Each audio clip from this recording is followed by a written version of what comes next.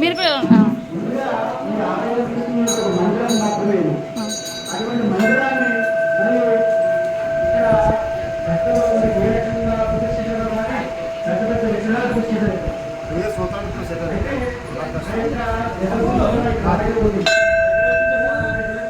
దండం పెట్టినట్టే ఏ పనైనా ఖచ్చితంగా నిర్విఘ్నంగా జరుగుతుంది.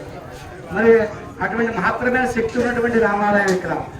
ఈ రామాలయంలో ఇక్కడ పూజ చేసుకున్నప్పటికీ, కళ్యాణం చేసుకున్నప్పటికీ, చేసుకున్న వాళ్ళే చెప్పారు ప్రత్యేకంగా వాళ్ళు ఏ పని అనుకుంటే ఆ పని అయింది. సుఖశాంతులతో జీవిస్తున్నారు అందరూ కూడా. కురవశ్రీ గారు మాదిరిగా ఇది రామాలయానికి హనుమంతులు లాంటి వాడు. ఆయన కమిటీ వారు ఉన్నారు. ఆయన పండుగ వచ్చిందంటే, ఏదైనా విశేష కార్యక్రమం వచ్చిందంటే ఆయన పని చేస్తాడు. శుభ్రంగా గుడి కడిగేస్తాడు, ప్రమోదనాలు కట్టేస్తాడు. ఆయన ఈవేళ వాళ్ళ అమ్మాయి పేరున కుటుంబ సభ్యులందరూ కూడా ప్రత్యేకంగా ఒక అరకాసు సూత్రం ఇస్తున్నారు. అరకాసు నిర్మించేటువంటి సూత్రాలని అమ్మవారికి సమర్పిస్తున్నారు. అలాగే ఈ పక్కనే ఉంది స్థలం. ఈ స్థలాన్ని మన రగల వెంకటరెడ్డి గారు, శ్యామలక్ష్మి కుమార్ గారు దేవాలయాన్ని సమర్పించారు. వాళ్ళు ముందుగా వాళ్ళ తండ్రి గారు కొన్నారు ఈ స్థలాన్ని. ఆ స్థలం వాళ్ళు ఏదో కట్టుకుందామని ఏదో చేసుకుందామని అనుకున్నారు. అయితే నడిమిలా దాన్ని అమ్మేద్దామని అనుకున్నారు. కానీ స్వామి గారు అమ్మనవలేదు. ఆయన నాకే కావాలనుకున్నాడు. వాళ్ళు ఒక 2 సార్లు చెప్పాము అలాగే. కానీ మరి మళ్ళీ వాళ్ళలోనే మార్పు వచ్చి స్వామివారికి సమర్పించారు. గత ఫిబ్రవరి నెలలో రిజిస్ట్రేషన్ చేసి స్వామి పేరున ఈ స్థలాన్ని ఇక్కడ సమర్పించారు. ఇక్కడ జరిగేటువంటి ప్రతి పూజా కార్యక్రమంలో కనీసం 10 పైసలు ఉంటేనే వాళ్ళకి వెళ్ళిపోతుంది.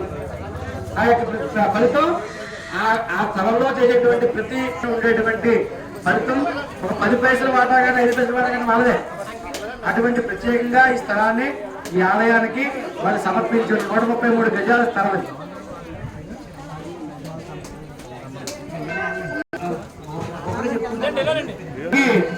ఈ గురుశ్రీ గారి దంపతులు అలాగే వారి కుటుంబ సభ్యులు కూడా అనకాశం చేసేటువంటి వాళ్ళ అమ్మాయి అల్లుడు అందరూ కూడా సూత్రాలు సమర్పించారు. అలాగే ముత్యాల హారాలు కూడా ఇస్తామని చెప్పి స్వామివారు సమర్పిస్తామని చెప్పి ఉన్నారు. భగవతో బలేన భగవతో వీర్యేన భగవత్కర్మ కరిష్యామి భగవాన్ 10 జాతుల సూత్రాలు కూడా ఉన్నాయి. అంటే ప్రతి శ్రీమూర్తి కూడా అమ్మవారికి సూత్రాలు సమర్పిస్తారు.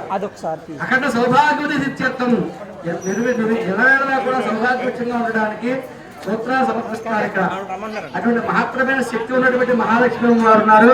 అలాగే రామేంద్ర స్వామి వారు ఉన్నారు.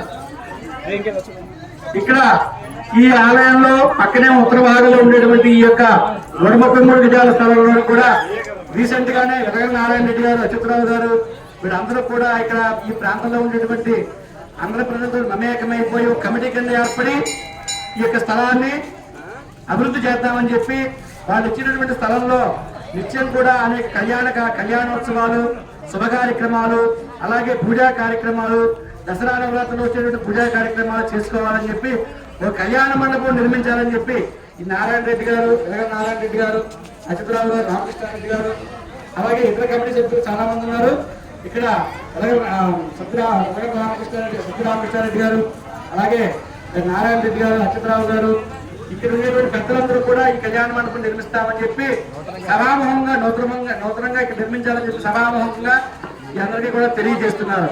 వాళ్ళందరికీ కూడా మా అందరి తరఫున కృతజ్ఞతలు తెలియజేసుకుంటూ ఈ కళ్యాణ మండపం నిర్మించాలి. అలాగే ఇక్కడ అనేక కార్యక్రమాలు జరగాలి, అనేకమైన పూజా కార్యక్రమాలు జరగడం ద్వారా వాళ్ళందరూ సుఖశాంతులతో ఉండాలని చెప్పి ఈ మాచేరు గ్రామం, సుబ్రహ్మణ్య గ్రామం కూడా ఎల్లప్పుడూ కూడా వర్ధిల్లుతూ ఉండాలని చెప్పి తరస్తున్నాం.